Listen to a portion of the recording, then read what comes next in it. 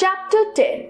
Make friends, not enemies. Two farmers. Once upon a time, there lived a farmer who had a small land. His name was Tuan, and he was a very kind and good-natured person.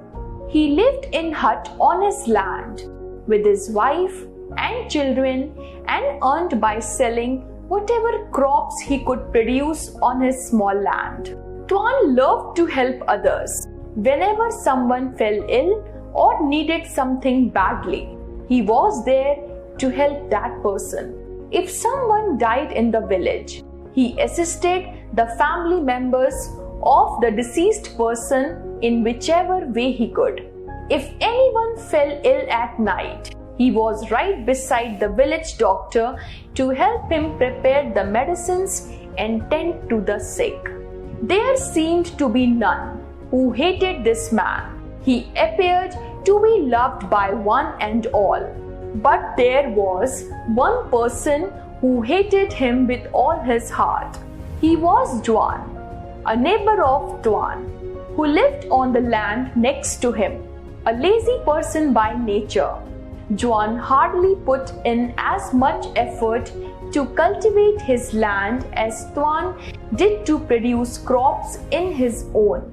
So, when the harvest season arrived, Juan found that he had very few crops to sell. Tuan, on the other hand, earned a handsome profit through the selling of his crops. It's been 1 year. Juan could no longer contain his jealousy. Just days before, Tuan was about to reap his harvest, but Juan set fire to his crops at night. Tuan was asleep at this time, and it was only the alertness of one of his outer neighbors that saved much of his crops from being perished in the deadly flames of the fire that Juan had lighted. When the flames were doused, Tuan saw from which direction the fire had started. Juan's animosity towards him was unknown to Tuan, but he left the matter and decided to take action only if he saw Juan repeating his dastardly act once again. That year, Tuan managed to sell the rest of his crops at a good price, but he could not make much profit because a good part of his crops had been burnt. He had a heavy heart, but he did not like to tell anyone about it. Few days later, Tuan was awakened by the sound of lamentations. He went out to find a crowd beside Juan's hut. He rushed to find that Juan's son had fallen ill. He found that the village doctor was unable to provide a cure to his illness. Tuan knew what he had to do. He united his own horse and rode it.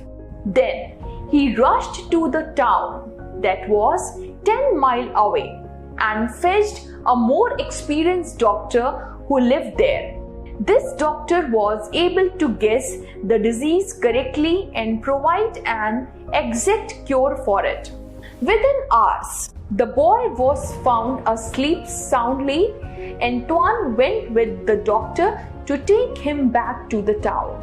A day later, Juan went to Tuan's hut and began to weep bitterly. He confessed his sins, but was surprised when Tuan told him that he knew all about it. You knew that?